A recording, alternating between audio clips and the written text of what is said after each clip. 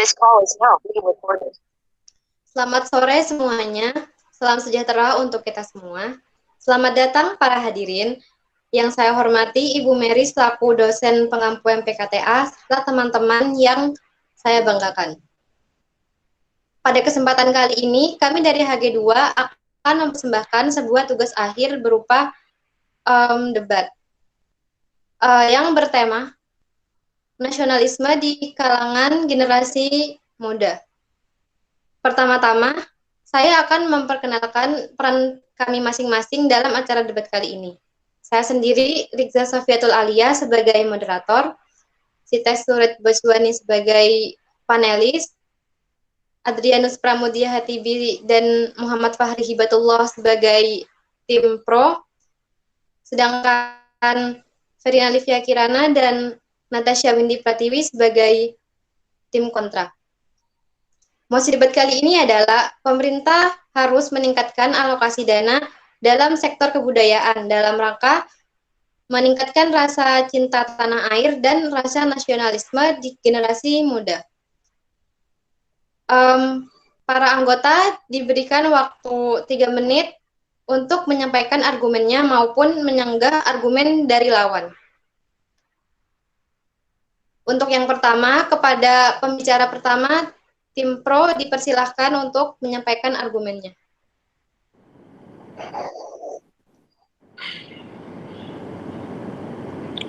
Ya, selamat sore. Perkenalkan, nama saya Muhammad Fahri Hibatullah, pembicara dari tim pro. Di sini saya pertama-tama akan menjelaskan alokasi dana yang kita maksud adalah alokasi dana dari APBN dan APBD dari setiap daerah di Indonesia. Bahwa APBN sudah mengalokasi dana untuk kebudayaan sebesar 5 triliun yang ditujukan untuk meningkatkan pelestarian kebudayaan Indonesia. Namun, jumlah ini masih sangat kecil dibandingkan dengan alokasi dana di sektor lain. Misalkan saja pendidikan yang memiliki alokasi dana sebesar 105 triliun. Hal ini menunjukkan ketidakseriusan pemerintah dalam melihat lunturnya budaya-budaya Indonesia di kalangan anak muda. Hal ini tentu membuat kebudayaan Indonesia tidak dapat dilestarikan dengan baik, yang dapat membuat budaya Indonesia terus-menerus terkikis dari identitas bangsa. Sektor lain selain budaya sudah mendapatkan alokasi yang banyak dan cukup untuk membuat perkembangan, hanya saja untuk membuat perusahaan itu susah ditambah kurangnya mekanisme penegakan hukum. Hal ini sangat berbeda dengan sektor kebudayaan yang bahkan alokasinya sangat minim. Bagaimana kebudayaan ingin dibangun jika alokasi dananya saja sangat minim? Kami juga membawakan tujuan dari pengalokasian dana ini adalah untuk meningkatkan rasa kecintaan dan nasionalisme di kalangan generasi muda. Oleh karena itu, penjelas saya berikutnya akan berhubungan dengan argumen yang saya akan bawakan. Argumen yang akan saya bawakan adalah kebudayaan Indonesia adalah suatu hal yang krusial yang harus dipertahankan. Kami merasa peningkatan alokasi dana untuk sektor kebudayaan menjadi sangat penting untuk dilakukan meningkatkan kebudayaan yang secara terus-menerus mengikis. Penanaman mengenai nilai kebudayaan itu menjadi sangat penting dilakukan karena di dalam kebudayaan itu terdapat nilai-nilai kehidupan yang terkandung dalam dapat membentuk karakter seseorang sejak kecil. Misalnya saja nilai-nilai yang terkandung dalam suatu tarian tradisional. Misalkan saja sebagai contoh itu tari saman. Kita tahu bahwa tari saman tidak dapat dilakukan sendiri, bahkan harus melibatkan banyak sekali orang untuk menyiapkan suatu pertunjukan yang baik. Dari hal tersebut, para penari saman akan terlatih bekerja dalam kelompok, belajar untuk kompak. Hal ini dapat meningkatkan rasa saling peduli dengan satu sama yang lain. Penanaman nilai-nilai ini menjadi sangat penting karena di era sekarang banyak sekali anak-anak yang menjadi individualis dan tidak peduli dengan lingkungan sekitarnya. Mereka saja tidak memperhatikan lingkungan sekitarnya. Bagaimana mereka bisa meningkatkan rasa nasionalisme di dalam diri mereka? Kami hanya di era serba cepat ini, penanaman nilai budaya-budaya adalah alternatif yang paling efektif untuk dapat kembali meningkatkan rasa kemanusiaan yang dapat menjadi permulaan dari rasa nasionalisme dan cinta tanah air sendiri. Sekian dari Terima kasih. Baik, terima kasih kepada Fahri atas argumennya. Selanjutnya akan diberikan kesempatan kepada tim kontra pembicara pertama untuk menyampaikan argumennya. Kepada tim kontra pembicara pertama, dipersilahkan. Selamat sore semuanya. Perkenalkan, nama saya Verina Livia. Selaku pembicara pertama dari tim kontra bersama rekan saya yang bernama Natasha Windy Pratiwi yang akan menyanggah argumen dari tim pro serta memberikan argumen dari sisi oposisi. Pertama-tama saya akan menyanggah argumen dari tim pro yang mengatakan bahwa alokasi dana harus ditingkatkan dalam sektor kebudayaan. Seperti yang kita ketahui bahwa Indonesia itu kan negara berkembang, sehingga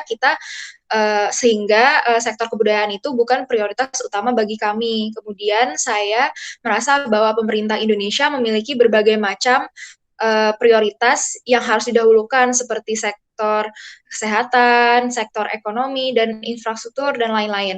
Oleh karena itu, kami merasa bahwa pemerintah tidak perlu lagi meningkatkan alokasi dana pada sektor kebudayaan. Kami lebih sepakat apabila alokasi dana ditingkatkan pada sektor infrastruktur komunikasi, karena manfaatnya juga akan didapatkan untuk sektor kebudayaan, agar setiap daerah di Indonesia, bahkan sampai ke pelosok-pelosok Indonesia, dapat terjangkau komunikasinya. Jika hal ini terjadi, maka saya yakin bahwa Indonesia akan lebih sejahtera nantinya, karena jika sudah ada penyampaian informasi yang kuat dari suatu daerah ke daerah yang lain, maka dapat meningkatkan pertukaran informasi yang dapat membantu orang-orang di berbagai daerah untuk berkreasi dan berinovasi menggunakan media komunikasi tersebut.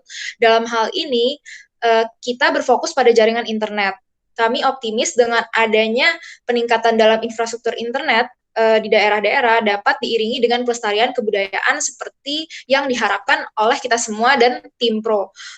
Dengan adanya pemerataan komunikasi di setiap daerah di Indonesia dapat menjadi media untuk pelestarian budaya juga. Misalkan saja dapat dibuat informasi berupa artikel-artikel mengenai kebudayaan Indonesia atau cerita-cerita mengenai kebudayaan Indonesia. Lalu artikel ini dapat dibagikan kepada orang-orang yang sudah terhubung dengan internet dengan setiap minggunya. Lalu dengan adanya peningkatan alokasi dana untuk infrastruktur komunikasi, maka akan mencapai tujuan yang ingin kita capai, yaitu dengan meningkatkan rasa cinta tanah air dan nasionalisme terhadap bangsa dan negara dari generasi muda. Hal ini dapat dilakukan ketimbang meningkatkan alokasi dana dalam sektor kebudayaan. Sekian pendapat dari saya, terima kasih. Baik, terima kasih kepada Verina atas sanggahannya. Selanjutnya akan diberikan kesempatan lagi kepada tim pro pembicara kedua untuk menyampaikan argumennya. Kepada tim pro pembicara kedua, dipersilakan. Baik, terima kasih. Perkenalkan, nama saya Dennis from DTV. Saya selaku pembicara kedua dari tim pro akan menyanggah argumen dari Ana, yang merupakan anggota dari tim kontra. Jadi ada dua argumen yang saya ingin sanggah. Yang pertama adalah pernyataan dari tim kontra yang mengatakan bahwa kebudayaan seharusnya tidak menjadi prioritas utama. Dan seharusnya alokasi dana harus ditingkatkan pada sektor-sektor lain dengan alasan Indonesia masih berada di tahap negara berkembang gitu. Saya merasa bahwa argumen yang pertama, Indonesia adalah negara berkembang, untuk dijadikan alasan bahwa kebudayaan tidak perlu digencar-gencarkan sekarang adalah hal yang bisa dibilang salah. Karena hal ini menyatakan bahwa kebudayaan itu apabila tidak digencar-gencarkan sekarang, pada zaman nanti bisa digencar-gencarkan. Padahal menurut saya, apabila tidak dilakukan sekarang, ya zaman nanti tidak akan lagi digencar-gencarkan dan tidak bisa ditingkatkan lagi kebudayaan itu. Saya rasa pola pikir ini salah yang dimiliki oposisi gitu. Karena apabila pada saat Indonesia masih di tahap negara berkembang, kita tidak mengalokasikan dana ke sektor kebudayaan, pada saat nanti Indonesia di negara maju, mungkin Indonesia sudah seperti negara-negara di Eropa atau negara Amerika yang udah melupakan kebudayaan mereka gitu, dan mereka bahkan tidak memiliki identitas mereka gitu, tidak memiliki jati diri mereka gitu. Banyak artikel-artikel luar negeri yang mengatakan bahwa Eropa sedang mengalami krisis identitas atau krisis jati diri gitu. Jadi menurut saya sih itu sangat salah gitu. Dan juga tadi tim kontra sempat mengatakan bahwa dana 5 triliun itu sudah mencukupi untuk kebudayaan gitu loh. Padahal kementerian lainnya tuh di Indonesia itu mendapat dana yang lebih besar gitu, dan dari mana itu dana 5 triliun sudah mencukupi untuk mengadakan pagelaran seni saja? Saya rasa tidak cukup kalau misalnya setiap tahun hanya diberikan dana 5 triliun gitu. Jadi mungkin ini nominal yang sangat kecil ya perbandingannya gitu dengan realnya gitu. Kami merasa tim kontra tidak memberikan argumen yang tepat atau disertai dengan bunti korongkat gitu. Saya juga ingin menyanggah argumen dari pembicara pertama yang mengatakan bahwa alokasi dana sebaiknya diletakkan di sektor yang lain gitu, yang diutamakan seperti infrastruktur komunikasi atau internet. Udah sebetulnya kalau menurut saya gitu, kalau misalnya kita hanya mengandalkan internet gitu, misalnya membuat artikel-artikel gitu, menurut saya itu tidak terlalu berpengaruh karena zaman sekarang literasi Indonesia tuh sangat kecil, apalagi di kalangan anak muda. Saya nggak merasa bahwa anak muda tuh bakal baca artikel-artikel tentang kebudayaan gitu, karena artikel-artikel biasa aja pun atau buku manusia muda Indonesia pun tidak ada yang baca buku lagi menurut saya sekarang itu, hanya berapa yang membaca gitu. Saya rasa itu tidak menjamin gitu, karena mereka lebih suka melakukan hal lain selain hal itu gitu. Menurut saya sih lebih baik kalau misalnya benar-benar dilakukan pagelaran kebudayaan yang lebih interaktif atau inovatif yang menarik anak-anak muda atau pentas-pentas seni gitu atau konser-konser kebudayaan. Mungkin itu bakal disukai anak-anak muda gitu, karena anak muda zaman sekarang lebih suka yang seperti itu gitu. Jadi menurut saya sih tetap kembali ke yang pertama bahwa saya lebih tegas, kami lebih tegas untuk menyetujui adanya alokasi dana yang lebih besar ke sektor kebudayaan oleh pemerintah. Karena dengan ini kebudayaan akan terus ada, dan juga selain itu anak muda juga bakal suka, jadi nggak bakal hilang gitu. Pada saat Indonesia maju nanti, mungkin Indonesia dapat tetap menjadi negara yang sangat berbudaya gitu. Mungkin itu sekian dari kelompok pro, dan terima kasih. Baik, terima kasih kepada Pram atas argumennya. Selanjutnya akan diberi kesempatan kepada tim kontra pembicara kedua untuk menyampaikan argumennya. Kepada Natasha dipersilakan. Selamat sore semua. Perkenalkan, nama saya Natasha Indi Pratiwi selaku pembicara kedua dari tim kontra. Nah, kami ingin mempertegas lagi dari pembicara tim pro itu seakan-akan kami tidak peduli atau tidak memprioritaskan sektor kebudayaan. Padahal kami membicarakan bahwa ada sektor lain yang lebih penting. Maksudnya kebudayaan penting, tapi ada yang lebih penting. Ada yang harusnya itu lebih urgent untuk ditingkatkan. Kayak misalnya contoh, meningkatkan yang tadi sudah dibilang oleh rekan saya Felina Livia, meningkatkan infrastruktur komunikasi atau internet. Nah, kenapa itu harus ditingkatkan? Karena gini, banyak sekarang akses untuk mengakses video-video tentang kebudayaan, kayak contohnya di YouTube. Nah, kalau misalnya kita dari yang di desa dengan yang di kota tidak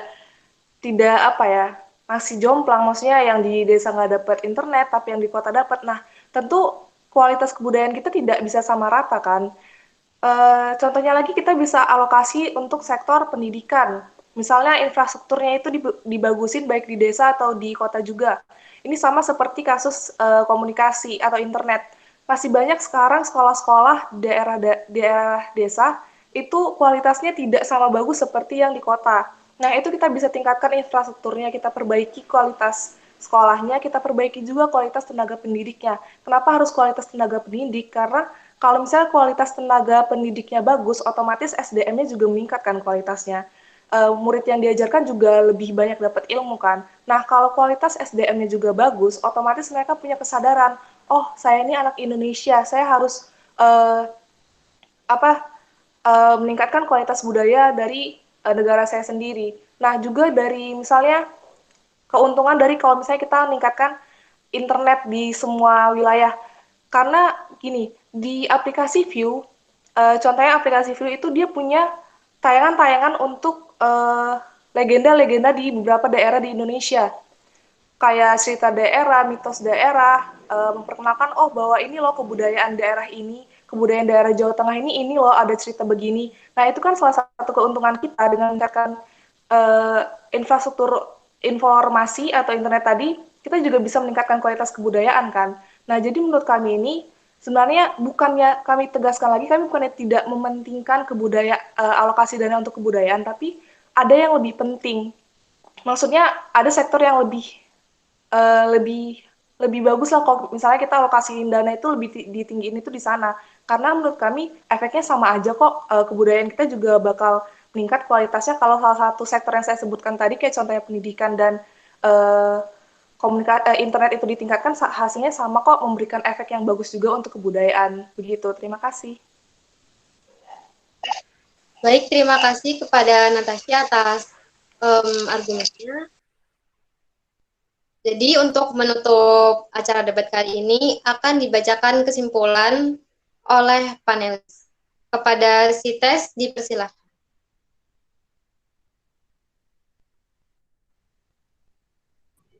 Baik, terima kasih atas kesempatannya. Jadi pertama saya ingin memperkenalkan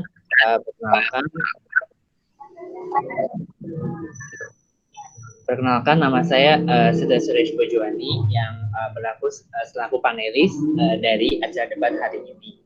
Oke, jadi pertama saya ingin mengucapkan terima kasih atas kesempatan yang telah diberikan kepada saya untuk menyampaikan pendapat saya mengenai proses berjalannya debat hari ini.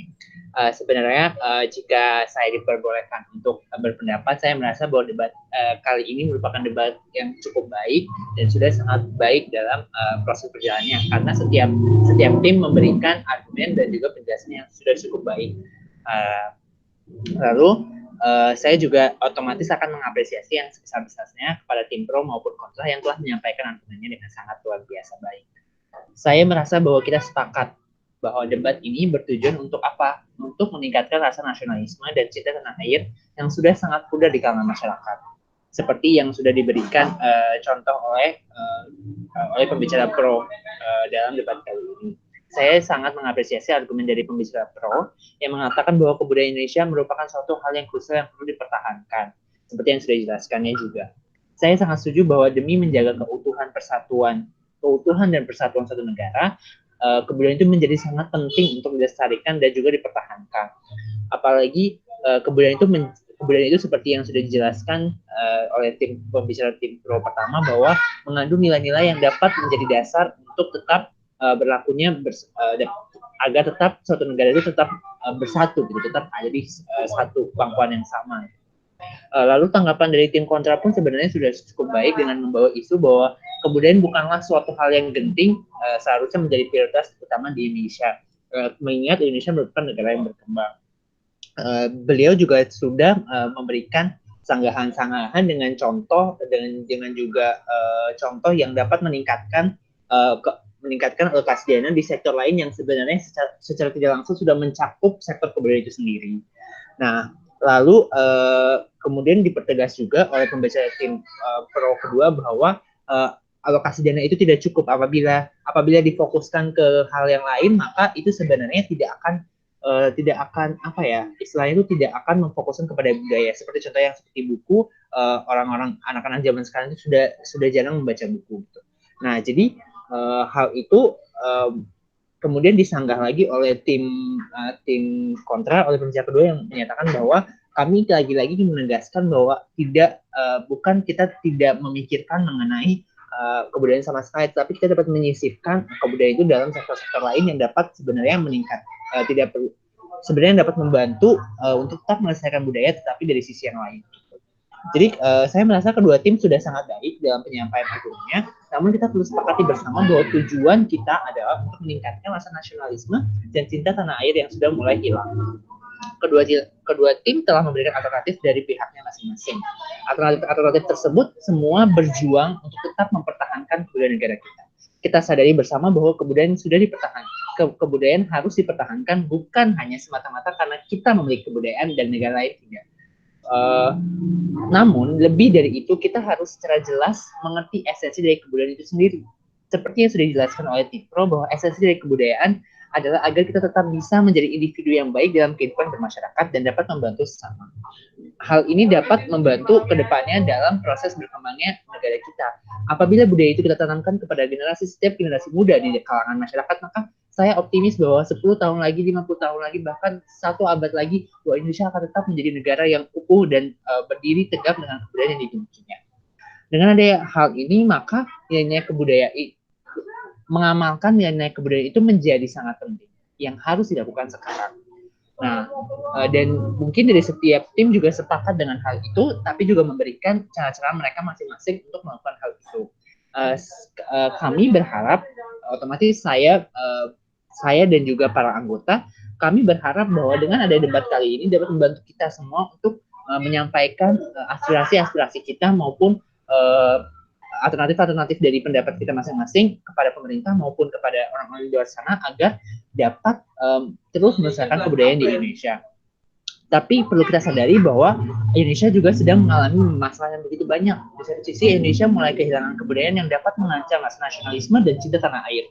Namun di sisi lain masih banyak hal yang belum sempat dibenahi, seperti halnya sektor ekonomi, kesehatan, dan pendidikan, dan lain-lain.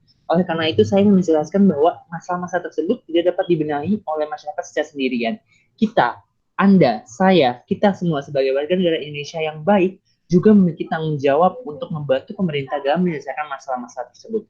Misalkan kita dapat ikut melaksanakan kebudayaan dengan mengenalkan kebudayaan dari daerah kita masing-masing pada orang lain. Misalkan Anda berasal dari daerah Sulawesi, saya berasal dari daerah Sumatera. Saat kita bertemu di universitas yang sama, itu terdapat banyak sekali keberagaman. Hal itu dapat kita lestarikan, kita menceritakan mengenai bagaimana kebudayaan kita dari daerah kita. Lalu kita juga mendengarkan dari rekan kita, teman kita bahwa bagaimana budaya mereka gitu. Jadi hal ini tujuannya apa? Tujuannya untuk tetap melestarikan kebudayaan yang begitu banyak dan begitu beragam di Indonesia. Nah, jadi hal ini dapat meningkatkan rasa nasionalisme dan cinta tanah air. Mungkin sekian yang dapat saya sampaikan. Saya berharap bahwa dengan ada debat kali ini, kita semua berharap bahwa semuanya bisa meningkatkan rasa nasionalisme dan cinta tanah air. Sekian yang dapat saya sampaikan sebagai closing statement. Kami dari kelompok 2 berharap bahwa dengan ada debat ini kita sama-sama dapat terus mencintai negara kita dan terus melestarikan kebudayaan negara kita agar dapat menjaga keutuhan NKRI. Terima kasih, saya kembalikan kepada moderator. Baik, terima kasih kepada panelis atas kesimpulannya dan saya mengucapkan terima kasih juga kepada tim pro maupun tim kontra atas argumen-argumennya pada debat kali ini. Mungkin sekian debat kali ini. Saya, Tegza Safiatul Alia, selaku moderator, mewakili teman-teman di sini mengucapkan terima kasih bagi para penonton dan saya ucapkan sampai jumpa.